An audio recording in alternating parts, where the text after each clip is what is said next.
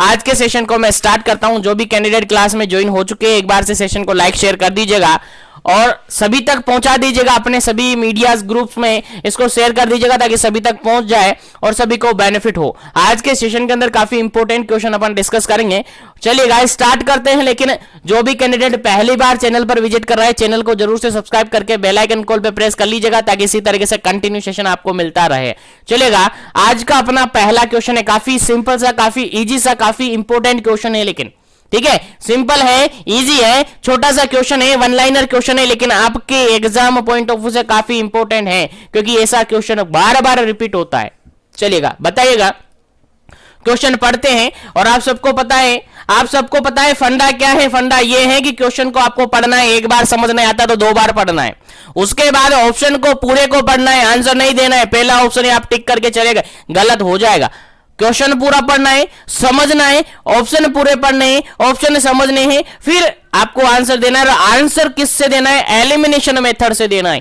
Correct answer होगा 100%, मैं guarantee के साथ बोल दूं। अगर इस तरीके से क्वेश्चन सोल्व किया ना तो 100% आपका सही आंसर होगा। चलेगा, क्वेश्चन नंबर फर्स्ट आपके सामने है और क्वेश्चन नंबर फर्स्ट यहां पर कह रहा है WHO world health organisation define the adolescent age individual in the age group of. देखिए क्वेश्चन सिंपल सा ये कहा गया है कि WHO ने, वर्ल्ड हेल्थ ऑर्गेनाइजेशन ने बताया है, डिफाइन किया है एडोलसेंट एज ग्रुप को।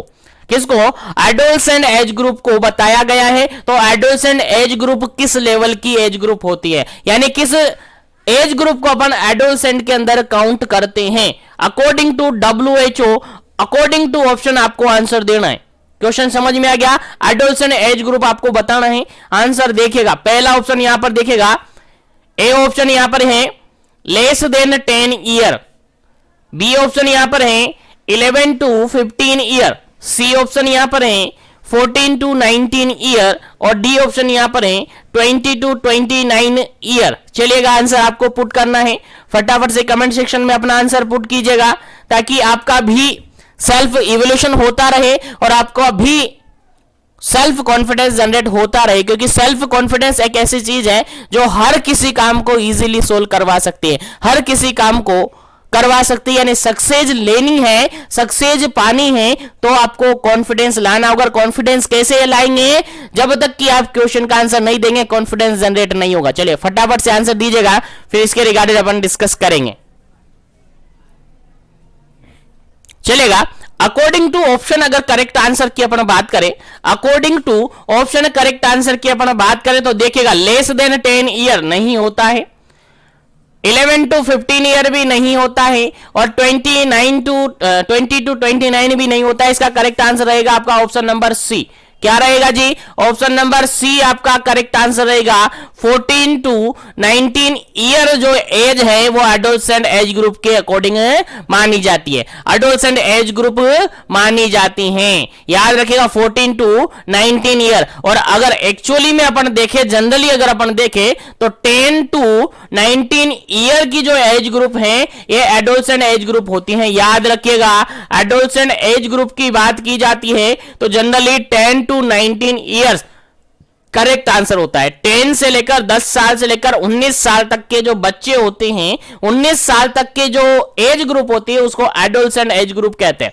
क्या कहते हैं? एडोलसेंट एज ग्रुप कहते हैं। जनरली ये पॉइंट आपको याद रखना है, 10 to 19 ईयर।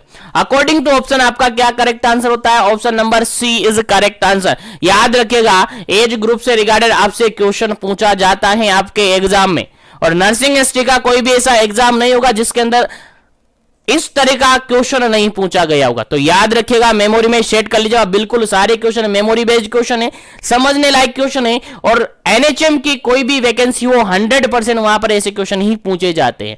चलेगा, आगे बढ़ते अपन नेक्स्ट क्वेश्चन पर।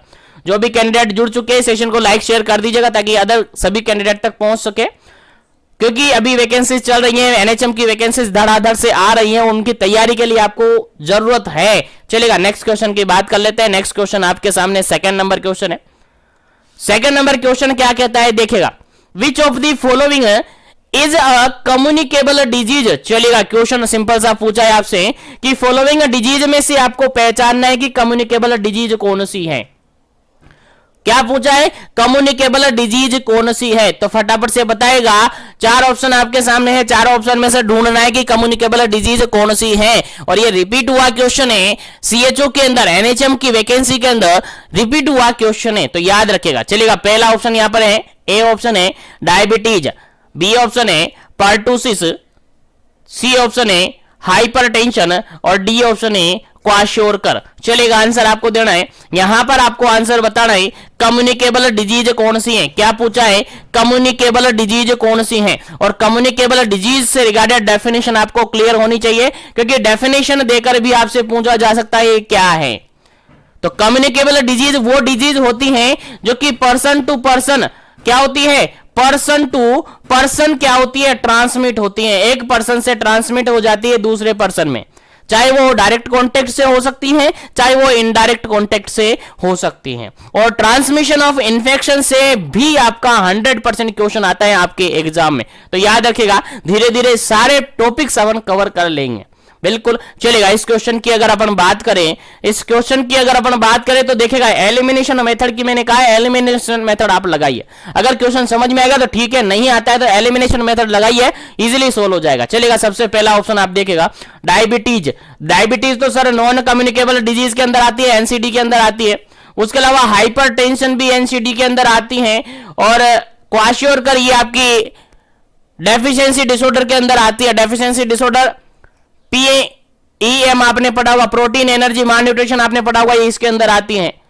कम्युनिकेबल डिजीज की बात की गई है तो पर्टूसिस इसका करेक्ट आंसर होगा जी।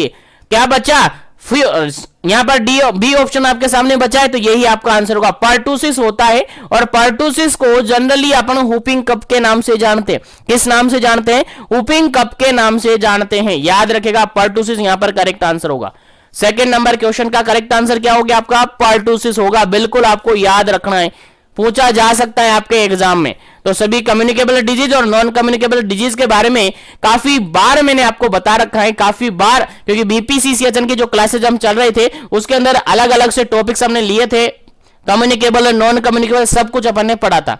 तो प्रीवियसली सारे सेशन आपके लिए काफी इंपॉर्टेंट है और उनको याद भी रखना है, क्योंकि अगर आप एनएचएम की वैकेंसी की तैयारी कर रहे हैं ना तो 100% वो सारे क्वेश्चन, सारे सेशन आपके लिए हेल्पफुल हैं। चलिए आगे बढ़ते हैं नेक्स्ट क्वेश्चन पर, और सभी को बता देना चाहूंगा जो भी क्वेश्चन अपन डिस्कस कर रहे हैं इन सबका पीडीएफ वगैरह आपको अवेलेबल हो जाएगा टेलीग्राम चैनल पर। तो डिस्क्रिप्शन बॉक्स में टेलीग्राम लिंक है, वहां से जाकर ज्वाइन कर सकते हैं, या फिर टेलीग्राम पर डायरेक्ट सर्च कर सकते हैं, जीवन एजुकेशन आपको मिल जाएगा। चलिएगा नेक्स्ट क्वेश्चन की बात करते हैं। नेक्स्ट क्वेश्चन आपके सामने है, थर्ड नंबर क्वेश्चन है, osteomalacia in adult and rickets in children in cause by the deficiency of, देखिएगा क्वेश्चन सिंपल सा यहां पर ये पूछा है, विटामिन डेफिशिएंसी से रिगार्डेड आपसे क्वेश्चन पूछा गया है। किससे, विटामिन डेफिशिएंसी से रिगार्डेड आपसे क्वेश्चन पूछा गया है कि अडल्ट की अगर बात करें तो अडल्ट के अंदर ओस्टियोमलेशिया होता है, अडल्ट के अंदर ओस्टियोमलेशिया होता है, और चिल्ड्रन की अगर बात करें तो चिल्ड्रन के अंदर होता है आपका रिकेट्स। तो ये किस विटामिन की डेफिशिएंसी के कारण से देखने को मिलता है, आंसर आपको देना था। ऑप्शन यहां पर देखिएगा, पहला ऑप्शन है, ए ऑप्शन है यहां पर विटामिन सी, बी ऑप्शन है यहां पर विटामिन डी, सी ऑप्शन है यहां पर विटामिन ए, और डी ऑप्शन है यहां पर विटामिन ई। चलिएगा आंसर आपको देना है, किस विटामिन की डेफिशिएंसी से रिकेट्स और ओस्टियोमलेशिया देखने को मिलता है।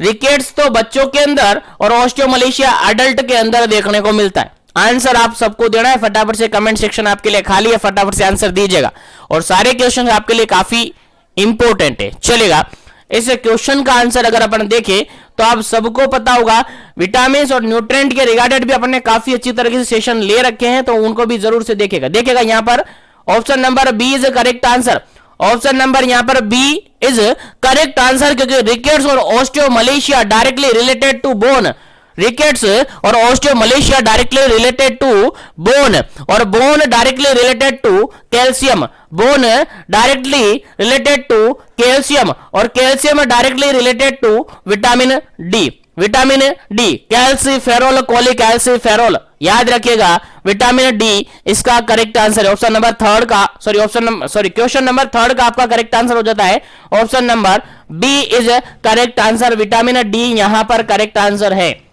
ठीक है, तो बोन से रिगार्डेड है, दोनों ही बोन से रिगार्डेड, ओस्टियोमलेशिया और रिकेट्स दोनों ही बोन से रिगार्डेड है। और बोन डायरेक्टली रिलेटेड होती है किससे? बोन किससे बनी हुई होती है? कैल्शियम से बनी होती है, और कैल्शियम डायरेक्टली रिलेटेड होता है विटामिन डी से। विटामिन डी का केमिकल नेम अपन जनरली याद रखना है, कैल्सीफेरोल होता है, कोलिकैल्सीफेरोल होता है, जो कि आपको याद रखना है। इसका नेचुरल सोर्स आपसे एग्जाम में पूछा जा सकता है, नेचुरल सोर्स आपसे एग्जाम में पूछा जा सकता है। तो सन वेव जो होती है, सूर्य की किरणें जो होती हैं, सन रेज जो होती है, वो यहां पर नेचुरल सोर्स माना जाता है। याद रखेगा, भूलना नहीं है, काफी इंपॉर्टेंट क्वेश्चन है। चलेगा, आगे बढ़ते हैं नेक्स्ट क्वेश्चन पर। नेक्स्ट क्वेश्चन आपके सामने 4th नंबर क्वेश्चन है, काफी इजी सा, काफी सिंपल सा क्वेश्चन है, बस थोड़ा सा समझना है, आंसर आपको देना है, थोड़ा सा समझना है, आंसर आपको देना है, क्योंकि सारे क्वेश्चन रिपीटेड क्वेश्चन है, एनएचएम की वैकेंसीज के अंदर रिपीट हुए क्वेश्चन है। चलेगा, आंसर आपको देना है।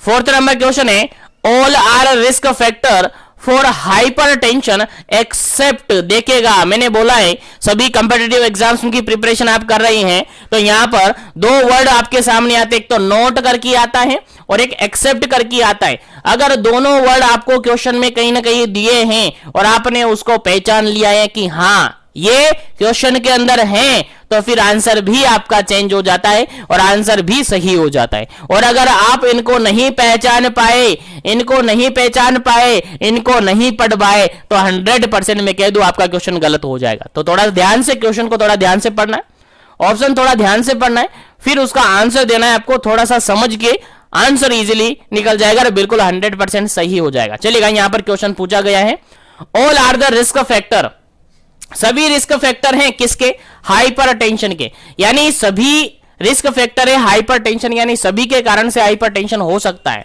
एक्सेप्ट करके पूछा, यानी एक ऐसा फैक्टर यहां पर है जिसके कारण से हाइपरटेंशन देखने को नहीं मिलता है, जिसके कारण से हाइपरटेंशन नहीं होता है। तो किसके कारण से हाइपरटेंशन नहीं होता है? एक्सेप्ट करके ऑप्शन को आपको निकालना है। पहला ऑप्शन देखेगा यहां पर ओबेसिटी, सेकेंड ऑप्शन देखेगा फैमिली हिस्ट्री, थर्ड ऑप्शन देखेगा कॉन्टामिनेटेड वाटर और फोर्थ ऑप्शन देखेगा स्मोकिंग। चलिएगा, आंसर आपको देना है। हाइपरटेंशन के रिगार्डेड कौन सा ऑप्शन यहां पर इनकरेक्ट है? कौन सा ऑप्शन यहां पर इनकरेक्ट है जो कि हाइपरटेंशन का कारण नहीं बनता है, हाइपरटेंशन कोज नहीं करता है? अब जनरली आप सबको पहले बता दूं मैं, यहां पर हाइपरटेंशन क्या होता है। हाइपरटेंशन क्या होता है आप सबको याद होगा, सर हाइपरटेंशन मतलब कि बीपी का बढ़ जाना, इंक्रीज बीपी, और बीपी बढ़ जाना मतलब कि सर नॉर्मल बीपी होती है 120/80 mm ऑफ Hg, ये नॉर्मल बीपी होती है एक हेल्दी पर्सन की। लेकिन आप कह रहे हो कि इंक्रीज बीपी इंक्रीज हो जाएगी तो उसको हाइपरटेंशन कहेंगे। मैंने यहां पर लिखा है एक बीपी, देखिएगा बीपी हो गई है यहां पर 130 और 60, 130 और 86 बीपी हो गई है। क्या ये हाइपरटेंशन है? क्या ये हाइपरटेंशन है? नहीं, ये हाइपरटेंशन नहीं है। हाइपरटेंशन का भी एक एक्यूरेट लेवल है, उस रेंज से अगर ऊपर हो जाती है बीपी तो उसको हाइपरटेंशन कहते हैं। कितना लेवल है उसका? लेवल है 140/90 mm ऑफ Hg से अगर ज्यादा होता है तो उसी को हाइपरटेंशन कहते हैं। कितना? 140/90 mm ऑफ Hg से अगर ज्यादा हो जाता है बीपी तो उसको क्या कहते हैं? हाइपरटेंशन कहते हैं। और हाइपरटेंशन को भी आगे जाकर फर्दर क्लासिफाइड किया है, हाइपरटेंशन को भी आगे जाकर फर्दर क्लासिफाइड किया हुआ है, ठीक है। तो याद रखेगा, जब बीपी 140/90 140/90 से ज्यादा हो जाए तो उसको हाइपरटेंशन कहते हैं। और हाइपरटेंशन के कारण के अंदर अगर रिस्क फैक्टर की बात अपन करें तो यहां पर एलिमिनेशन मेथड से इजीली सोल्व हो जाएगा। देखिएगा, ओबेसिटी अगर किसी पर्सन को है तो हाइपरटेंशन रिस्क हो सकता है। अगर किसी फैमिली के अंदर हाइपरटेंशन है तो उनकी जनरेशन के अंदर हो सकता है, बिल्कुल सही है। अगर कोई पर्सन स्मोकिंग करता है तो उसके अंदर हाइपरटेंशन हो सकता है। लेकिन अगर वाटर कंटामिनेटेड कंज्यूम कर रहा है, कंटामिनेटेड वाटर कंज्यूम कर रहा है, तो जरूरी नहीं है कि उसको हाइपरटेंशन होगा, उसको इन्फेक्शन होगा। ये कहेंगे कि उसको इन्फेक्शन होगा, और इन्फेक्शन हाइपरटेंशन से दूर दूर तक नाता नहीं रखता है, ठीक है। तो हाइपरटेंशन यहां पर कॉन्टामिनेटेड वाटर से नहीं होगा। एक्सेप्ट करके हमें क्वेश्चन पूछा था और हमने एक्सेप्ट करके यहां पर आंसर निकाल दिया। एक्सेप्ट करके पूछा था कि कौन सा ऐसा रिस्क फैक्टर है, कौन सा ऐसा ऑप्शन यहां पर है जो कि हाइपरटेंशन कोज नहीं करेगा? तो यहां पर option number C is correct answer. Contaminated water है जो कि हाइपरटेंशन कोज नहीं करता है, हाइपरटेंशन के रिगार्डेड रिस्क फैक्टर नहीं होता है। बाकी ओबेसिटी यहां पर हो सकता है, फैमिली हिस्ट्री यहां पर हो सकता है और यहां पर स्मोकिंग हो सकता है। तो उम्मीद है समझ में आ गया होगा क्वेश्चन। तो क्वेश्चन सेशन को लाइक शेयर करते रहेगा और जो भी कैंडिडेट पहली बार सेशन पर विजिट कर रहे हैं, चैनल पर पहली बार विजिट कर रहे हैं या बार बार विजिट करते हैं, अभी तक चैनल को सब्सक्राइब नहीं किया है तो चैनल को जरूर से सब्सक्राइब करके बेल आइकन कॉल पे प्रेस कर लीजिएगा ताकि इसी तरीके से कंटिन्यू सेशन आपको मिलते रहे। चलेगा, नेक्स्ट क्वेश्चन की बात करते हैं। नेक्स्ट क्वेश्चन आपका 5th नंबर क्वेश्चन है। नेक्स्ट क्वेश्चन है आपका 5th नंबर क्वेश्चन है। 5th नंबर क्वेश्चन कहता क्या है समझिएगा। Which of the following is a non communicable disease? NCD आपसे पूछी गई है, फटाफट से बताइएगा। एनसीडी फॉलोइंग ऑप्शन में से आपको ढूंढना है कि कौन सी डिजीज एनसीडी है, यानी नॉन कम्युनिकेबल डिजीज है। सभी ऑप्शन यहां पर कम्युनिकेबल डिजीज मिलेंगे, एक ऑप्शन यहां पर नॉन कम्युनिकेबल डिजीज मिलेगा। तो वो नॉन कम्युनिकेबल डिजीज आपको पहचाननी है, फटाफट से आंसर दीजिएगा। पहला ऑप्शन देखिएगा, ऑप्शन ए है यहां पर पर्टूसिस, ऑप्शन बी है यहां पर डिप्थीरिया, ऑप्शन सी है यहां पर डायबिटीज और ऑप्शन डी है यहां पर मीजल्स। चलिएगा, अब आंसर दीजिएगा। नॉन कम्युनिकेबल डिजीज आपको ढूंढनी है, फाइंड आउट करनी है। NCD disease, non communicable disease आपको फाइंड आउट करनी है। फटाफट से फाइंड आउट कर लीजिएगा क्या इसका करेक्ट आंसर होगा। जल्दी से कमेंट कीजिएगा और सभी को कमेंट्स करने हैं, सभी को कमेंट्स करने हैं, सभी को आंसर देना है, क्योंकि जो आंसर देगा उसी के अंदर कॉन्फिडेंस पैदा होगा और कॉन्फिडेंस है तो 100% आने वाली हर वैकेंसी आपके हाथ में होगी। लेकिन उसके लिए आपको आगे बढ़ना होगा, उसके लिए आपको कॉन्फिडेंस जनरेट करना होगा और कॉन्फिडेंस जनरेट करने के लिए आपको प्रैक्टिस करनी होगी। प्रैक्टिस कैसे करेंगे? क्वेश्चन आपके सामने, आंसर दीजिएगा। अगर प्रैक्टिस नहीं करेंगे तो आगे के एग्जाम आपके लिए जरूर नहीं है कि आपका नंबर आ जाएगा। प्रैक्टिस होगी तो 100% मैं कह दूं आपका नंबर आ जाएगा, एक वैकेंसी नहीं दूसरी वैकेंसी। और मैं कहता हूं जो जीवन एजुकेशन के साथ बने हैं 100% आने वाला हर एग्जाम उनके हाथ में होगा। लेकिन कंटिन्यूअसली बने रहेगा, कंटिन्यूअसली सेशन लेते रहेगा। टेलीग्राम पर भी मुझे ज्वाइन कर लीजिएगा क्योंकि वहां पर भी सारे क्वेश्चंस आपको अवेलेबल करवाई जाते हैं। चलेगा, यहां पर एनसीडी आपसे पूछी थी, नॉन कम्युनिकेबल डिजीज से रिगार्डेड आपसे क्वेश्चन किया गया था। तो देखिएगा, पर्टूसिस की बात करें, जनरली हमने कहा था प्रीवियसली क्वेश्चन के अंदर, पर्टूसिस क्या है? कम्युनिकेबल डिजीज है, हुपिंग कफ जिसको कहते हैं। उसके अलावा डिप्थीरिया की बात अपन करें तो ये भी क्या है? आपकी कम्युनिकेबल डिजीज है। उसके अलावा मीजल्स की अपन बात करें तो ये भी क्या है? कम्युनिकेबल डिजीज है। लेकिन डायबिटीज की अगर बात करें, डायबिटीज मलाइटस, डायबिटीज की अगर बात करें तो ये नॉन कम्युनिकेबल डिजीज है। ये है आपकी एनसीडी। करेक्ट आंसर क्या हो जाएगा? ऑप्शन नंबर सी हो जाएगा। करेक्ट आंसर यहां पर ऑप्शन नंबर सी हो जाएगा। डायबिटीज है जो कि नॉन कम्युनिकेबल डिजीज है, डायबिटीज है जो कि नॉन कम्युनिकेबल डिजीज है। और जनरली डायबिटीज आपने देखे होंगे, बेसिकली दो प्रकार की डायबिटीज होती है। डायबिटीज मलाइटिस की अगर बात करें तो बेसिकली दो टाइप्स की होती है, टाइप फर्स्ट डायबिटीज मलाइटिस और टाइप सेकंड डायबिटीज मलाइटिस।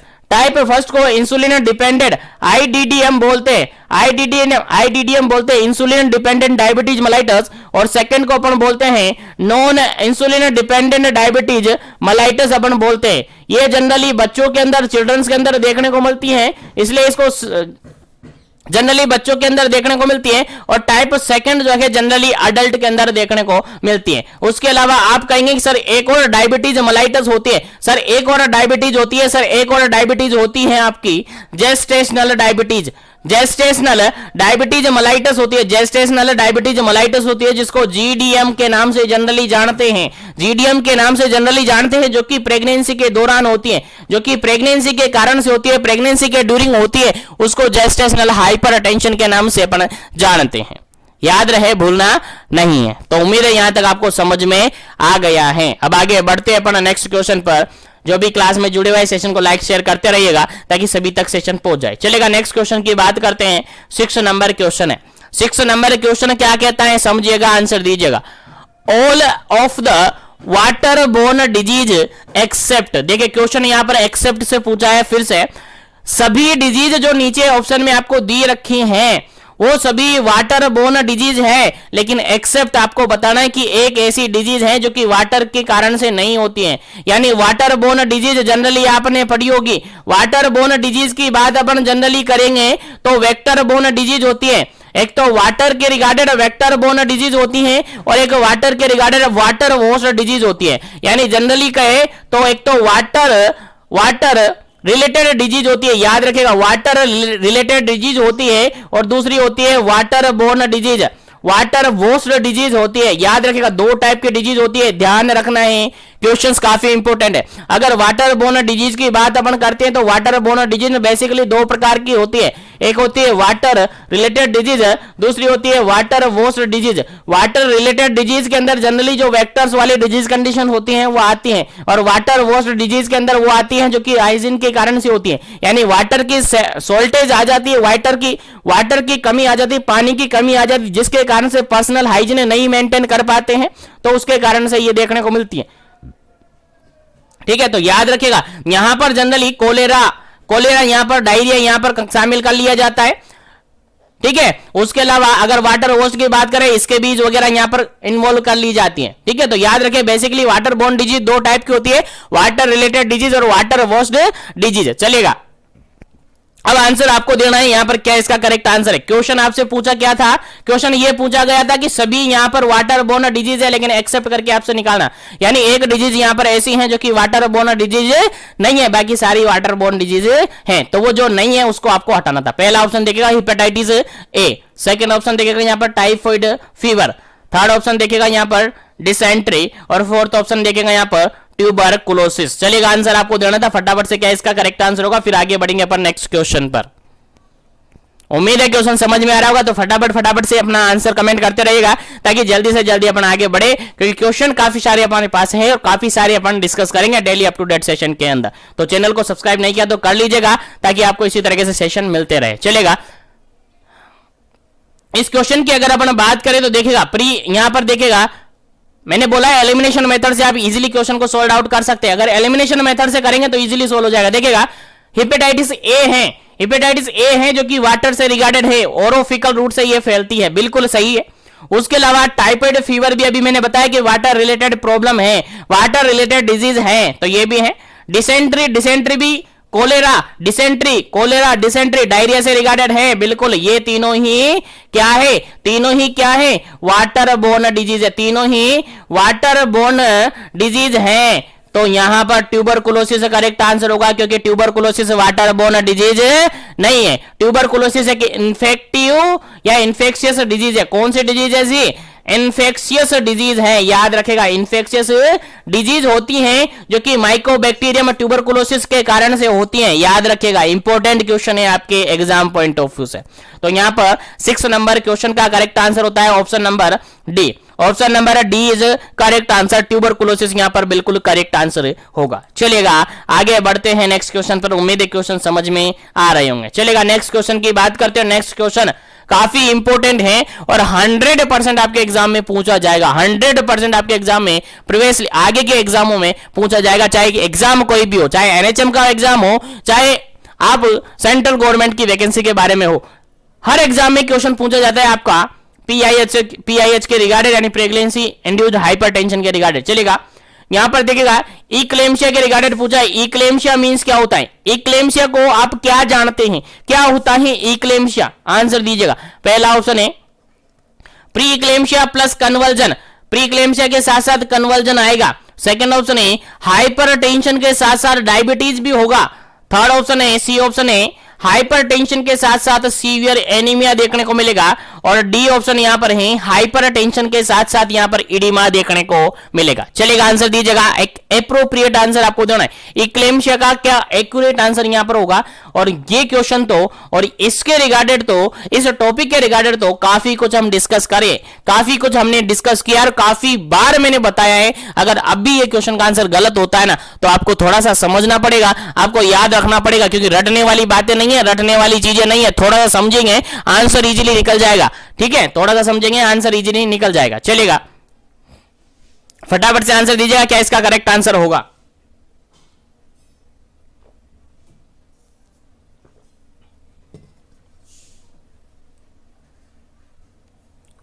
चलिए यहां पर अगर करेक्ट आंसर की अपन बात करें तो देखिएगा ऑप्शन नंबर ए बिल्कुल करेक्ट आंसर है। ऑप्शन नंबर ए बिल्कुल करेक्ट आंसर है। प्री इक्लेम्शिया के साथ साथ कन्वर्जन होता है। देखिएगा कन्वर्जन होता है। देखिए सबसे पहले आपको यहां से समझने के लिए मैं एक छोटा सा पॉइंट यहां पर बता देता हूं। सबने आपने पढ़ा होगा, मैं हर सेशन के अंदर अगर प्री इक्लेम्शिया इक्लेम्शिया किसी का भी क्वेश्चन आ जाता है हर सेशन के अंदर बार बार ये चीज बताता हूं, क्योंकि यहां से डेफिनेटली हर एग्जाम में क्वेश्चन आता है। क्वेश्चन की लैंग्वेज कैसे भी हो सकते हैं, लेकिन डेफिनेटली आपके एग्जाम में क्वेश्चन आता है। नर्सिंग हिस्ट्री का एक भी ऐसा एग्जाम नहीं है जिसके अंदर इससे रिगार्डेड क्वेश्चन नहीं आया हो और आगे नहीं आता हो। हर एग्जाम के अंदर पीआईएच से रिगार्डेड क्वेश्चन आता है। पीआईएच बोले तो प्रेगनेंसी इंड्यूस्ड हाइपरटेंशन, पीआईएच बोले तो प्रेगनेंसी इंड्यूस्ड हाइपरटेंशन, और जनरली ये दो देखने को मिलती हैं आफ्टर 20 वीक ऑफ गेस्टेशन देखने को मिलती है। याद रखेगा ये टाइमिंग पीरियड भी आपसे पूछा जा सकता है। After 20 week of gestation PIH की कंडीशन देखने को मिलती है। सर इसमें होता क्या है? सर इसमें होता कुछ नहीं है सर, इसमें हाइपरटेंशन हो जाता है। सर हाइपरटेंशन हो जाता है, सर हाइपरटेंशन हो जाता है मतलब कि सर बीपी बढ़ जाता है। बीपी हाइपरटेंशन के रिगार्डेड अभी मैंने बताया थोड़ी देर पहले, हाइपरटेंशन मतलब कि बीपी कितने से ज्यादा? सर 140/90 mm ऑफ एचजी से ज्यादा हो जाती है। बिल्कुल ये कंडीशन यहां पर हो जाती है, तो हाइपरटेंशन के रिगार्डेड है। लेकिन ध्यान रहे प्रेगनेंसी इंड्यूस्ड हाइपरटेंशन है तो किसके कारण से हो गई ये सारी कंडीशन है? प्रेगनेंसी के कारण से होगी। किसके कारण से होगी? प्रेगनेंसी के कारण से ये सारी कंडीशन होगी। याद रखिएगा। अब आगे अगर अपन बात करें तो प्रेगनेंसी इंड्यूस्ड हाइपरटेंशन को जो हाइपरटेंशन होगी बेसिकली 3 टाइप से होगी। बेसिकली 3 टाइप से इसको अपन डिवाइड करते हैं। पहला टाइप है जेस्टेशनल हाइपरटेंशन। याद रखेगा पहला टाइप है जेस्टेशनल हाइपरटेंशन, जिसके अंदर केवल और केवल क्या होता है? हाइपरटेंशन होता है, और हाइपरटेंशन से रिगार्डेड जो एसोसिएटेड सिम्टम्स होते हैं, जनरल सिम्टम्स होते हैं, वो देखने को यहां पर मिलते हैं। दूसरी बात करें तो प्री इक्लेम्शिया होता है। दूसरी बात करें तो प्री इक्लेम्शिया होता है। प्री इक्लेम्शिया की अगर बात करें तो यहां पर जनरली देखने को मिलता है आपका हाइपरटेंशन। हाइपरटेंशन देखने को मिलता है, और हाइपरटेंशन के यहां पर आपकी बीपी अगर देखे, अगर ब्लड प्रेशर अपन देखे तो 140/90 mm ऑफ एचजी से लेकर less than 160/110 mm of Hg तक हो जाता है। यानी 140 से तो ज्यादा, 140/90 से तो ज्यादा, लेकिन 160/110 से कम यहां पर बीपी देखने को मिलता है। जहां पर सिम्टम की अगर अपन बात करें तो सिम्टम की यहां पर बात करें तो हाइपरटेंशन यहां पर हो गया है। उसके साथ साथ प्रोटीनूरिया यहां पर देखने को मिलता है। उसी के साथ साथ यहां पर इडीमा देखने को मिलता है, क्योंकि जहां प्रोटीनूरिया हो रहा है वहां इडीमा तो जनरली देखने को मिलेगा ही मिलेगा। ठीक है, तो याद रखेगा। उसके अलावा नेक्स्ट कंडीशन होती है जो कि कॉम्प्लिकेटेड कंडीशन होती है इक्लेम्शिया, और इक्लेम्शिया एसोसिएटेड होती है प्री इक्लेम्शिया। यानी प्री इक्लेम्शिया के साथ साथ अगर कन्वर्जन आ जाए, क्या आ जाए? कन्वर्जन आ जाए, यानी कि सीजर आ जाए। क्या आ जाए जी? सीजर आ जाए, दौरे आने लग जाए, तो उस कंडीशन को कहा जाता है इक्लेम्शिया। और यहां पर क्या क्या देखने को? प्री इक्लेम्शिया के सारे क्लिनिकल फीचर यानी कि हाइपरटेंशन, प्रोटीनूरिया और इडीमा यहां पर देखने को मिलेगा। साथ ही स्पेशल फीचर आपको याद रखना है कन्वर्जन, यानी कि सीजर आने लग जाते हैं। तो देखिएगा क्वेश्चन पूछा था आपसे इक्लेम्शिया के रिगार्डेड, तो इक्लेम्शिया में क्या होता है जी? सर प्री इक्लेम्शिया तो होता ही है, उसी के साथ साथ आपके कन्वर्जन भी आने लग जाते हैं। यानी प्री इक्लेम्शिया के साथ साथ अगर कन्वर्जन आ रहे हैं तो उसको इक्लेम्शिया कंसीडर किया जाता है। अब प्री इक्लेम्शिया में क्या क्या क्लिनिकल फीचर देखेंगे? सर हाइपरटेंशन होगा, और हाइपरटेंशन के रिगार्डेड जितने भी एसोसिएटेड सिम्टम, साइन सिम्टम होते हैं वो देखने को मिलेंगे। हेडेक हो सकता है, इरिटेबिलिटी हो सकती है। ठीक है, उसके अलावा प्रोटीनूरिया, प्रोटीन लॉस होगा, यूरिन के साथ प्रोटीन लॉस होगा। उसी के साथ अगर प्रोटीन लॉस हो रहा है तो इडीमा यहां पर देखने को मिलेगा। और हाइपरटेंशन से एसोसिएटेड जो भी सिम्टम्स है, साइन सिम्टम है, वो यहां पर देखने को मिलते हैं। साथ में स्पेशल फीचर आपको क्या याद रखना है? कन्वर्जन याद रखना है। यानी इक्लेम्शिया में कन्वर्जन आ जाता है, याद रखिएगा, काफी इंपोर्टेंट है। ड्रग ऑफ चॉइस आपसे पूछी जा सकती है एग्जाम में। आप सबको याद है drug of choice magnesium sulphate होती है। क्या होती है जी? मैग्नीशियम सल्फेट होती है। याद रखिएगा प्री इक्लेम्शिया में भी मैग्नीशियम सल्फेट को यूज किया जाता है प्रोफाइलेटिक रूप में, प्रोफाइलेटिक रूप में, और इक्लेम्शिया में थेरापेटिक रूप में उसको यूज किया जाता है। याद रखिएगा, काफी इंपॉर्टेंट क्वेश्चन है आपके एग्जाम पॉइंट ऑफ व्यू से। चलेगा नेक्स्ट क्वेश्चन की बात करते हैं।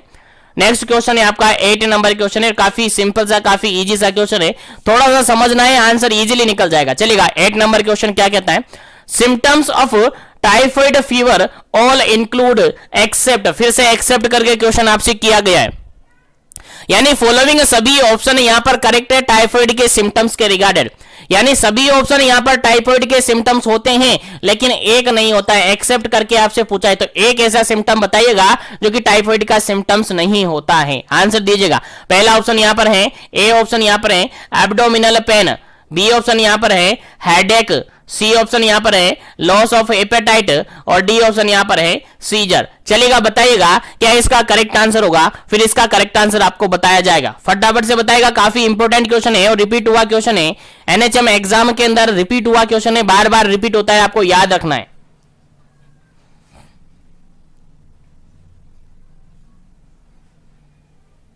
देखिए इस क्वेश्चन का अगर बिल्कुल आंसर अपन दे, बिल्कुल करेक्ट आंसर की अपन बात करें, क्योंकि हमें क्या पूछा है, एक्सेप्ट करके पूछा है, तो देखिएगा टाइफाइड की बात कर रहे हैं तो एब्डोमिनल पेन होगा, बिल्कुल सही बात है, होता है, हेडेक भी होगा, उसके अलावा लॉस ऑफ हेपेटाइटिस भी होगा, लेकिन सीजर नहीं होगा। करेक्ट आंसर क्या हो जाएगा, सीजर यहां पर नहीं होगा। एक्सेप्ट करके पूछा था तो टाइफाइड फीवर के अंदर, टाइफाइड के अंदर सीजर जनरली यूजुअली देखने को नहीं मिलता है, सीजर जनरली देखने को नहीं मिलता है। करेक्ट आंसर क्या हो गया आपका, option number D is correct answer, option number D is correct answer हो जाता है। चलिएगा आगे बढ़ते हैं नेक्स्ट क्वेश्चन पर। उम्मीद है क्वेश्चन समझ में आ गया होगा, तो सेशन को लाइक शेयर करते रहिएगा और टेलीग्राम चैनल को जरूर से ज्वाइन कर लीजिएगा। इंस्टाग्राम आईडी भी मैंने मेंशन कर रखी है डिस्क्रिप्शन बॉक्स में, उसको भी ज्वाइन कर लीजिएगा ताकि कोई भी क्वेरीज आपकी रहे, अगर कोई भी क्वेश्चन में किसी भी क्वेश्चन में कोई क्वेरीज रहती हैं तो आप डायरेक्टली मुझे वहां पर कांटेक्ट कर सकते हैं, वहां से मुझसे बात कर सकते हैं, अपना डाउट सोल्व कर सकते हैं, या कमेंट सेक्शन में भी आप अपना डाउट डाल सकते हैं, उसका भी सॉल्यूशन कर लिया जाएगा नेक्स्ट सेशन के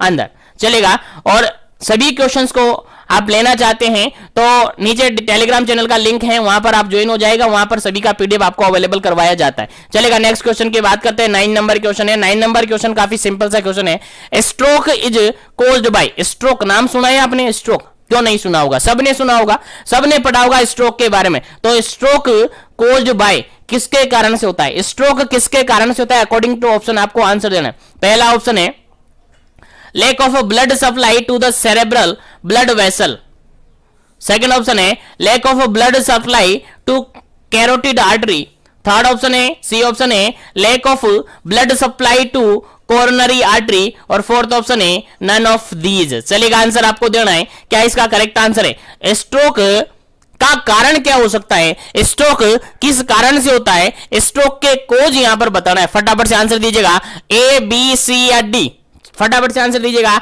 ए बी सी या डी, क्या करेक्ट आंसर है आपका, फटाफट से आंसर कमेंट कीजिएगा।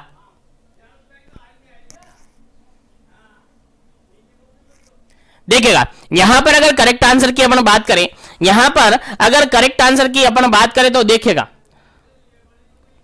स्ट्रोक जो होता है डायरेक्टली ब्रेन टिश्यू से रिगार्डेड होता है, ब्रेन टिश्यू से रिगार्डेड होता है। अगर ब्रेन के अंदर ब्लड सप्लाई प्रॉपर नहीं हो रही है या ब्लड सप्लाई नहीं हो रही है, ब्लड सप्लाई में कोई ब्लॉकेज आ जाता है, ब्लड सप्लाई इंटरप्ट हो जाती है, किसको, ब्रेन टिश्यू को, किसको, ब्रेन टिश्यू को, तो क्या हो जाता है, स्ट्रोक हो जाता है। जैसे हार्ट अटैक होता है ना, हार्ट अटैक होता है, हार्ट अटैक किससे रिलेटेड है, हार्ट अटैक हार्ट से रिगार्डेड है, हार्ट अटैक हार्ट से रिगार्डेड है, यानी हार्ट को सप्लाई अगर नहीं हो रही है, और हार्ट को सप्लाई करने वाली कौन होती है सर, कोरोनरी आर्टरी होती है। हार्ट को सप्लाई करने वाली कौन होती है सर, कोरोनरी आर्टरी होती है। अगर कोरोनरी आर्टरी में कोई प्रॉब्लम हो जाए और कोरोनरी आर्टरी प्रॉपर हार्ट को सप्लाई नहीं कर पाए ब्लड, तो उसको क्या हो जाएगा, हार्ट अटैक आ जाएगा। क्या आ जाएगा, हार्ट अटैक आ जाएगा। तो हार्ट अटैक से सिमिलर ही आपका क्या है, स्ट्रोक है। हार्ट अटैक के जैसा ही आपका स्ट्रोक है, सेम वैसा ही होता है। यहां पर ब्रेन को सप्लाई करने वाली जो आर्टरी होती है,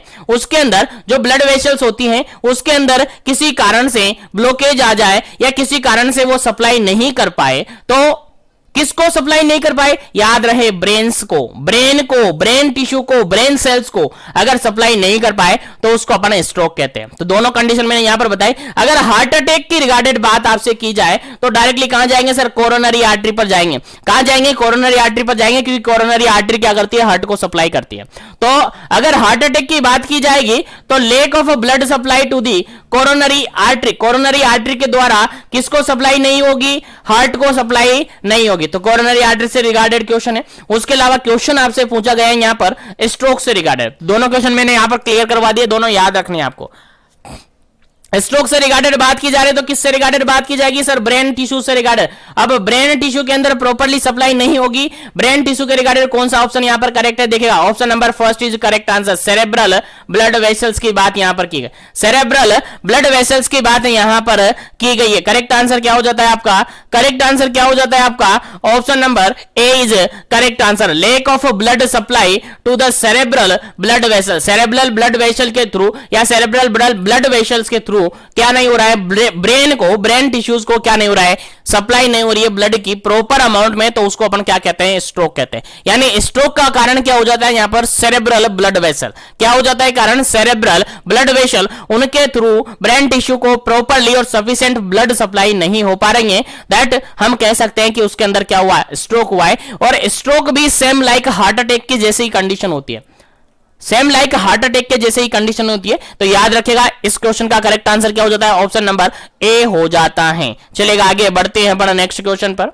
नेक्स्ट क्वेश्चन की बात करते, काफी इंपोर्टेंट है, महत्वपूर्ण है, मोस्ट इंपोर्टेंट क्वेश्चन है आपके एग्जाम में, डेफिनेटली लेवल ऑफ प्रिवेंशन के रिगार्डिंग में हर बार कहता हूं नर्सिंग हिस्ट्री का कोई भी ऐसा एग्जाम नहीं है जहां पर इससे रिगार्डेड क्वेश्चन आपसे नहीं पूछा है। कोई भी एग्जाम, छोटे से लेकर बड़ा कोई भी एग्जाम हो, स्टेट से लेकर आप सेंटर तक चले जाइएगा, हर एग्जाम के अंदर कोई भी एग्जाम देकर आओ, एक क्वेश्चन, एटलीस्ट एक क्वेश्चन तो मिलेगा, बाकी ज्यादा से ज्यादा 3 क्वेश्चन 4 क्वेश्चन भी इससे रिगार्डेड मिल जाते हैं। तो लेवल ऑफ प्रिवेंशन के रिगार्डेड ऑलरेडी फुल सेशन मैंने आपको अवेलेबल करवा रखे, 2 से 3 सेशन, उनको देखेगा 100% में गारंटी के साथ कह दूं, अगर वो सेशन आपने पढ़ लिया ना, तो लेवल ऑफ प्रिवेंशन के रिगार्डेड कोई भी क्वेश्चन गलत नहीं होगा, कोई भी क्वेश्चन गलत नहीं होगा, 100% गारंटी के साथ बोल रहा हूं। चलेगा, यहां पर आंसर आपको देना है, 10 नंबर क्वेश्चन का आंसर देना है, secondary hypertension is, secondary hypertension, sorry secondary level of prevention की बात है, सॉरी हाइपरटेंशन बोल दिया मैंने। Secondary prevention is, secondary prevention के अंदर क्या शामिल होता है, पहला ऑप्शन यहां पर health education, health promotion, second है स्पेसिफिक प्रोटेक्शन, थर्ड है यहां पर रिहैबिलिटेशन, फोर्थ है अर्ली डायग्नोसिस एंड ट्रीटमेंट। चलिए आंसर आपको देना है, सेकेंडरी प्रिवेंशन के रिगार्डेड बात की जा रही है आपसे, सेकेंडरी प्रिवेंशन के रिगार्डेड क्वेश्चन आपसे पूछा गया है, फटाफट से आंसर कमेंट कीजिएगा क्या इसका करेक्ट आंसर होगा।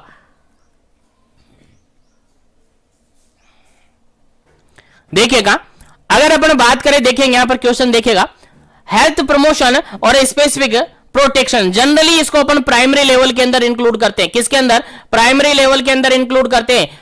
हेल्थ एजुकेशन या हेल्थ प्रमोशन और स्पेसिफिक प्रोटेक्शन की अगर बात करते हैं तो प्राइमरी लेवल के अंदर आता है। रिहैबिलिटेशन, डिसेबिलिटी लिमिटेशन और रिहैबिलिटेशन आपका टर्सरी के अंदर आता है जी, किसके अंदर आता है, टर्सरी के अंदर आता है, और सेकेंडरी के अंदर आपका क्या आता है, ये आता है, option number D is correct answer. Secondary level of prevention के अंदर आपका अर्ली डायग्नोसिस एंड ट्रीटमेंट आता है, जितने भी डायग्नोसिस होता है, केस फाइंडिंग होती है, वो सब कहां आती है, आपकी सेकेंडरी लेवल के अंदर आती है। तो याद रखिएगा, अर्ली डायग्नोसिस एंड ट्रीटमेंट आपका सेकेंडरी लेवल ऑफ प्रिवेंशन होगा। प्राइमरी में क्या होगा सर, प्राइमरी में हेल्थ एजुकेशन या हेल्थ प्रमोशन और स्पेसिफिक प्रोटेक्शन आता है, सेकेंडरी में आपका अर्ली डायग्नोसिस और ट्रीटमेंट आता है, और टर्सरी में आपका डिसेबिलिटी लिमिटेशन और रिहैबिलिटेशन आता है। याद रखिएगा, काफी इंपोर्टेंट है, और इसके रिगार्डेड फुल सेशन मैंने अवेलेबल करवा रखा है, लिंक मैं डिस्क्रिप्शन बॉक्स में दे दूंगा, ये ऊपर आई बटन पे आपको मिल जाएगा, या आपके चैनल पर जाकर आप उसको विजिट कर सकते हैं। काफी अच्छी तरीके से उसमें समझा रखा है सभी लेवल ऑफ प्रिवेंशन। चलेगा, आगे बढ़ते हैं, उम्मीद है समझ में आ गया होगा। इस क्वेश्चन का राइट आंसर क्या हो जाता है, option number D, early diagnosis and treatment बिल्कुल करेक्ट आंसर है। चलेगा, नेक्स्ट क्वेश्चन की बात करते हैं। जो भी क्लास में सेशन में विजिट कर रहे हैं, सेशन को लाइक शेयर करते रहिएगा ताकि सभी तक सेशन पहुंचे, और चैनल को सब्सक्राइब नहीं कर रखा है तो कर लीजिएगा, ताकि इसी तरीके से कंटिन्यू सेशन आप ले सके डेली अप टू डेट। चलेगा, आगे बढ़ते हैं नेक्स्ट क्वेश्चन पर। नेक्स्ट क्वेश्चन आपका 11 नंबर क्वेश्चन है, क्या कहता है देखिएगा, समझिएगा। The common risk factor for cancer are except. देखिए क्वेश्चन सिंपल सा क्या पूछा है, फिर से एक्सेप्ट करके क्वेश्चन पूछा है, यानी सभी ऑप्शन के अंदर सभी जो टॉपिक है, यानी सभी ऑप्शन है करेक्ट आंसर है। किससे regarded, risk factor of cancer, cancer के रिगार्डेड सभी रिस्क फैक्टर हो सकते हैं, लेकिन एक को छोड़कर। एक ऐसा ऑप्शन यहां पर रखा हुआ है जो कि कैंसर के रिगार्डेड रिस्क फैक्टर के अंदर नहीं शामिल किया जाता है। तो कौन सा ऐसा ऑप्शन है जो कि कैंसर के रिगार्डेड रिस्क फैक्टर नहीं माना जाता है, बाकी सभी यहां पर माने जाते हैं, एक्सेप्ट करके क्वेश्चन आपसे पूछा गया। पहला ऑप्शन देखेगा यहां पर tobacco and family history, second option देखेगा अल्कोहल और स्मोकिंग, थर्ड ऑप्शन देखेगा पोल्यूशन एंड रेडिएशन, और फोर्थ ऑप्शन देखेगा exposure and contact with cancer patient. चलिएगा आंसर आपको देना है, क्या इसका करेक्ट आंसर होगा, फटाफट से आंसर देना है। क्वेश्चन समझ में आएगा ना, पहले क्वेश्चन समझ लीजिएगा, नहीं तो गलत करेंगे। 100% क्वेश्चन सिंपल सा दिया है, बस थोड़ा सा आपको समझना है, आंसर इजीली निकल जाएगा। मैंने कहा है क्वेश्चन पढ़ना है, एक बार समझ नहीं आता है 2 बार समझना है, उसके बाद ऑप्शन पढ़ने एक बार समझ नहीं आता है दूसरी बार पढ़ना है, तब भी समझ में नहीं आता तीसरी बार पढ़ लो, क्या जाता है पढ़ने में, लेकिन समझ में आना चाहिए तभी आपको आंसर देना है, अदरवाइज क्वेश्चन गलत हो जाता है। चलेगा, क्वेश्चन में एक बार फिर से समझा देता हूं। क्वेश्चन सिंपल सा यहां पर लिखा हुआ है, the common risk factor for cancer, cancer के रिगार्डेड कॉमन रिस्क फैक्टर हैं आर एक्सेप्ट, यहां पर एक ऐसा रिस्क फैक्टर मतलब कि एक ऐसा ऑप्शन है जो कि कैंसर के रिगार्डेड रिस्क फैक्टर नहीं माना जाता है। समझ में आ गया, एक्सेप्ट करके क्वेश्चन आपसे पूछा गया है। चलेगा, पहला ऑप्शन देखेगा यहां पर टोबैको एंड फैमिली हिस्ट्री, बिल्कुल ये आपका कैंसर के रिगार्डेड रिस्क फैक्टर हो सकता है। उसके अलावा अल्कोहल और स्मोकिंग, बी ऑप्शन भी हो सकता है, क्योंकि अल्कोहल लेने से स्मोकिंग करने से भी कैंसर हो सकता है। उसके अलावा पोल्यूशन और रेडिएशन एक्सपोजर हो रहा है तब भी हो सकता है। उसके अलावा डी ऑप्शन देखिए exposure and contact with cancer patient. देखिए क्वेश्चन यहां पर क्या कह रहा है, देखिए क्वेश्चन समझ में आएगा ना, एक्सेप्ट करके निकालना है कि कौन सा रिस्क फैक्टर नहीं है। तो देखिएगा अगर कैंसर पेशेंट है, अब कैंसर पेशेंट है तो कैंसर पेशेंट, कैंसर क्या है, एक नॉन कम्युनिकेबल डिजीज आती है, एनसीडी के अंदर आती है। तो कैंसर क्या कांटेक्ट होने से, मान के चलेगा आप अभी हैं, आप अभी बैठे हैं और मान के चलेगा किसी पेशेंट को कैंसर है और आप जाकर उससे कांटेक्ट कर लेते हैं, आपका उससे कांटेक्ट हो गया है, आप उससे एक्सपोज हो गए हैं, तो क्या आपको कैंसर होगा, तो क्या आपको कैंसर होगा? नहीं सर, नहीं, ये तो गलत बात है, क्योंकि कैंसर क्या है, एक नॉन कम्युनिकेबल डिजीज है, एक एनसीडी के अंदर शामिल की गई डिजीज कंडीशन है जो कि कांटेक्ट होने से या एक्सपोज होने से नहीं फैलती हैं, कांटेक्ट होने से या एक्सपोज होने से नहीं फैलती हैं, याद रहे, भूलना नहीं है। तो यहां पर option number D is correct answer, क्योंकि तीनों ऑप्शन, ऊपर के तीनों ऑप्शन यहां पर क्या हो सकते हैं, कैंसर के रिगार्डेड रिस्क फैक्टर हो सकते हैं। टोबैको और फैमिली हिस्ट्री हो सकती है, अल्कोहल स्मोकिंग हो सकता है, पोल्यूशन रेडिएशन हो सकता है, लेकिन आप पेशेंट से डायरेक्टली कांटेक्ट हो रहे हैं या एक्सपोज हो रहे हैं, तो इसके कारण से जरूरी नहीं है कि पेशेंट को सॉरी आप जो कांटेक्ट कर रहे हैं उसको कैंसर हो जाएगा, क्योंकि कैंसर क्या है कि एनसीडी है, नॉन कम्युनिकेबल डिजीज है, और कांटेक्ट करने से ये क्या नहीं होती है, ट्रांसमिट नहीं होती है। याद रखिएगा, इंपॉर्टेंट क्वेश्चन है। तो कुछ कुल मिला के क्वेश्चन सिंपल सा था, आपको थोड़ा सा समझना था। चलिएगा, यहां पर option number D is correct answer. 11 number question का करेक्ट आंसर क्या हो जाता है, ऑप्शन नंबर डी हो जाता है। उम्मीद है समझ में आ गया है। चलिएगा आगे बढ़ते हैं अपन नेक्स्ट क्वेश्चन पर। नेक्स्ट क्वेश्चन आपका 12 नंबर क्वेश्चन है। 12 नंबर क्वेश्चन क्या कहता है, देखिएगा 12 नंबर क्वेश्चन कहता है birth registration in India should be done with in how many days. देखिए बर्थ रजिस्ट्रेशन की बात की गई है, किसकी, बर्थ रजिस्ट्रेशन की बात की गई है, कहां पर, इंडिया के अंदर। इंडिया के अंदर जो बर्थ रजिस्ट्रेशन होता है, बर्थ रजिस्ट्रेशन यानी आफ्टर बर्थ, बेबी का बर्थ हुआ तो उसका रजिस्ट्रेशन कितने दिन के अंदर हो जाना चाहिए, how many days, how many days, कितने दिन के अंदर बर्थ रजिस्ट्रेशन करवा लिया जाना चाहिए। आंसर देना है अकॉर्डिंग टू ऑप्शन। पहला ऑप्शन है यहां पर 14 डेज, सेकेंड ऑप्शन है यहां पर 18 डेज, थर्ड ऑप्शन है यहां पर 21 डेज, और फोर्थ ऑप्शन है यहां पर 24 डेज। चलिएगा आंसर आपको देना है, क्या इसका करेक्ट आंसर होगा।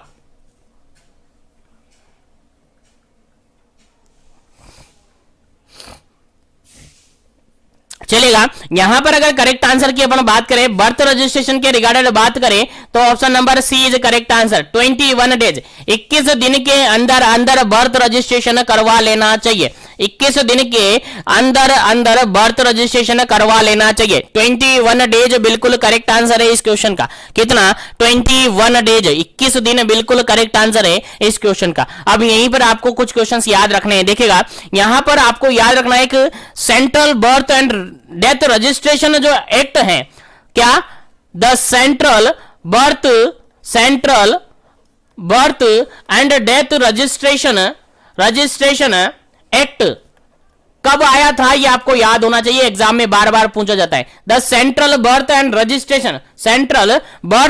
डेथ रजिस्ट्रेशन एक्ट कब आया था? आपको याद होना चाहिए। कब आया था? 1969 के अंदर आया था, याद होना चाहिए, भूलना नहीं है, आपको याद होना चाहिए। और इस रजिस्ट्रेशन एक्ट के अंदर अगर अपन बात करें, बर्थ और डेथ रजिस्ट्रेशन करवाना होता है, कब करवाना होता है? विद इन 21 डेज के अंदर करवाना होता है, विद इन 21 डेज के अंदर करवाना होता है। याद रखिएगा, इंपॉर्टेंट क्वेश्चन है, आपके एग्जाम में पूछा जा सकता है, भूलना नहीं है। चलेगा, उम्मीद है क्वेश्चन समझ में आ गया। तो आगे बढ़ जाते हैं अपन नेक्स्ट क्वेश्चन पर। याद रहना चाहिए आपको, सेंट्रल बर्थ और डेथ रजिस्ट्रेशन एक्ट आपको याद होना चाहिए, आपके एग्जाम में पूछा हुआ है और पूछा जा सकता है। 1969 करेक्ट आंसर है, 1969 करेक्ट आंसर है। और डेथ और बर्थ रजिस्ट्रेशन जो करवाते हैं वो करवाते हैं 21 डेज के अंदर विद इन 21 डेज, 21 दिन के अंदर क्या करवाना होता है? रजिस्ट्रेशन करवाना होता है। उम्मीद है समझ में आ गए होंगे। तो आगे बढ़ते हैं अपन नेक्स्ट क्वेश्चन पर। चलेगा, नेक्स्ट क्वेश्चन आपके सामने सिंपल सा इजी सा क्वेश्चन है, बस थोड़ा सा समझना है, आंसर देना है, थोड़ा सा समझना है और आंसर देना है, क्योंकि सबने पढ़ा होगा ये question. What is growth? Growth से आप क्या समझते हैं? ग्रोथ से आप क्या समझते हैं? आंसर देना है अकॉर्डिंग टू ऑप्शन। पहला ऑप्शन देखिएगा यहां पर, साइकोलॉजिकल स्किल डेवलपमेंट या psychological skill developed. Second option है फिजिकल ग्रोथ। सी ऑप्शन है progressive growth in size shape in the body part. और डी ऑप्शन है both B and C. Answer आपको देना है, क्या इसका करेक्ट आंसर होगा? ग्रोथ की बात की जा रही है, ग्रोथ से आप क्या समझते हैं? अकॉर्डिंग टू ऑप्शन आपको आंसर देना है। फटाफट से अपना आंसर कमेंट कीजिएगा, क्या इसका करेक्ट आंसर होगा। फिर आगे बढ़ेंगे पर नेक्स्ट क्वेश्चन पर।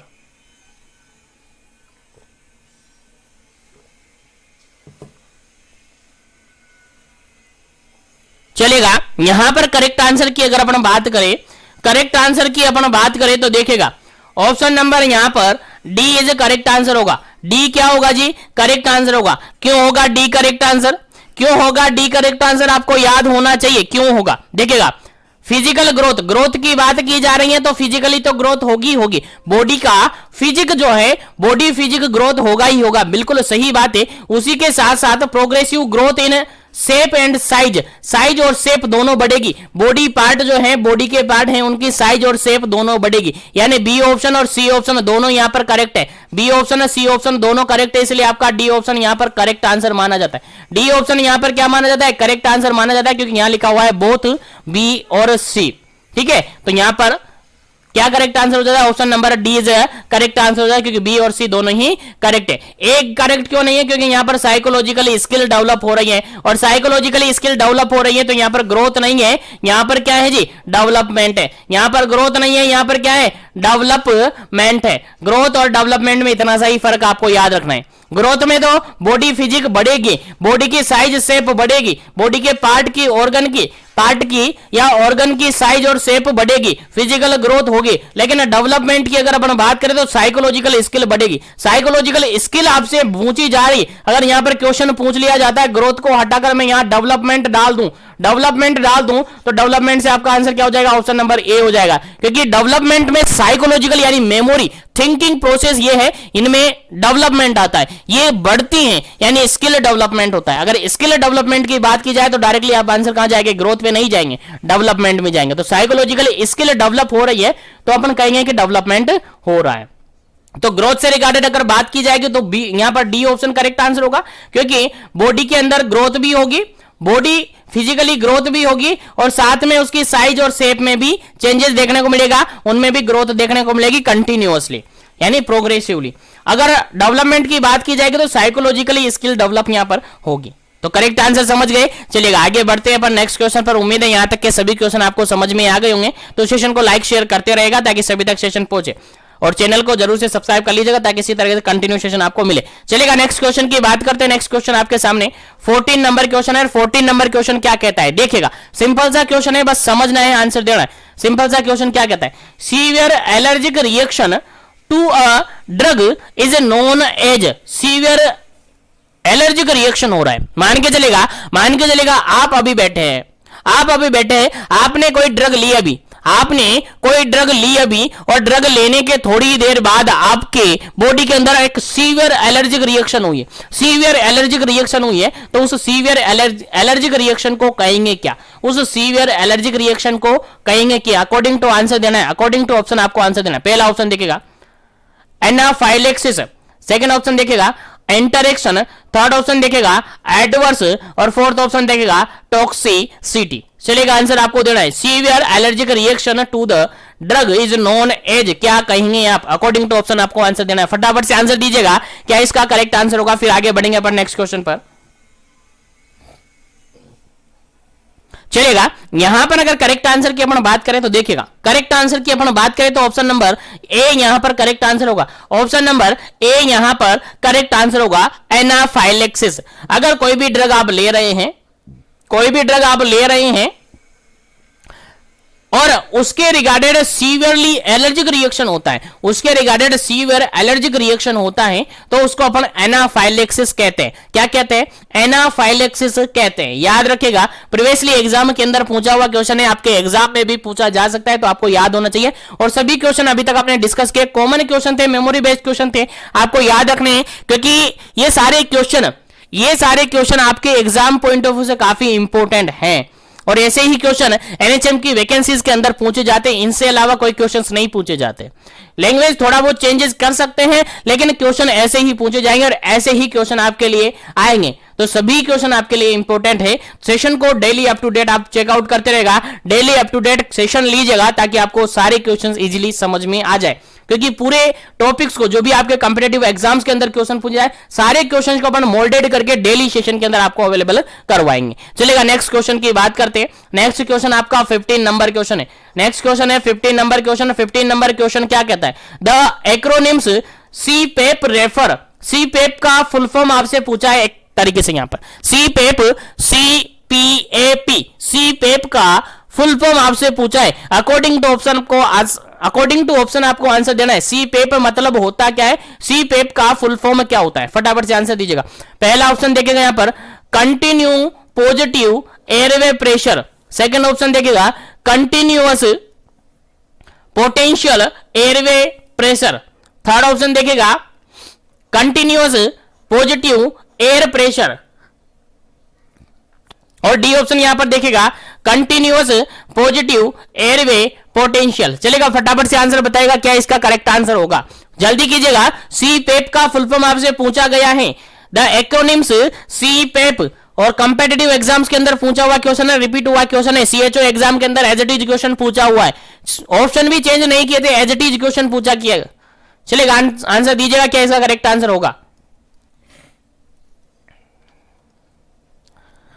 चलेगा, यहां पर अगर करेक्ट आंसर की अपन बात करते option number A is correct answer. Option number A is correct answer. Continue positive airway pressure बिल्कुल करेक्ट आंसर है। कंटिन्यू पॉजिटिव एयरवे प्रेशर होगा, क्योंकि देखिए पोटेंशियल तो होगा नहीं है, और एयर यहां पर होगा नहीं है, और यहां पर पोटेंशियल होगा नहीं है। क्या होगा जी? Continue positive airway pressure is correct answer. Option number A is correct answer. Option number A is correct answer. तो उम्मीद है यहां तक के सारे क्वेश्चन आपको समझ में आएंगे। सारे क्वेश्चंस आपके लिए, आपके एग्जाम पॉइंट ऑफ व्यू से काफी इंपॉर्टेंट है। तो आज के सेशन को अपन यहीं पर फिनिश करेंगे। उम्मीद है सारे क्वेश्चन समझ में आएंगे होंगे, सारे क्वेश्चन आपको समझ में आ गए होंगे, दिमाग में घुस गए होंगे, बेजे में घुस गए होंगे। और इसी तरीके से कंटिन्यू सेशन लेते रहिएगा, daily up to date session आपको अवेलेबल करवाए जाते हैं। तो यहां पर अगर सेशन को अभी तक लाइक शेयर नहीं किया तो सेशन को लाइक शेयर कर दीजिएगा। जो भी कैंडिडेट पहली बार चैनल पर विजिट कर रहे थे, चैनल को जरूर से सब्सक्राइब करके बेल आइकन कॉल पे प्रेस कर लीजिएगा, ताकि इसी तरह से कंटिन्यू सेशन आपको मिलता रहे। बाकी आज के लिए इतना ही, मिलेंगे नेक्स्ट सेशन के अंदर जल्द ही। तब तक के लिए बने रहे जीवन एजुकेशन, इसी तरीके से कंटिन्यू बने रहे, क्योंकि पूरा सिलेबस पूरा मोल्डेड करके आपको अवेलेबल करवाया जाएगा। जो भी क्वेश्चन आपके एग्जाम पॉइंट ऑफ व्यू से इंपॉर्टेंट है, सारे क्वेश्चन आपको यहां पर अवेलेबल करवाए जाएंगे। टेलीग्राम और इंस्टाग्राम आईडी पर भी जरूर से ज्वाइन कर लीजिएगा, जरूर से जुड़ जाइएगा, ताकि वहां पर भी इनसे रिगार्डेड इंपॉर्टेंट क्वेश्चन, क्योंकि daily up to date question वहां पर भी आपको अवेलेबल करवाए जाते हैं। तो अगर आप कॉम्पिटिटिव एग्जाम की प्रिपरेशन कर रहे हैं तो जीवन एजुकेशन के साथ करते रहेगा, जीवन एजुकेशन के साथ इसी तरीके बने रहेगा, आपको सक्सेस दिलाना हमारा काम है। चलेगा, आज के लिए इतना ही, मिलते हैं नेक्स्ट सेशन के अंदर।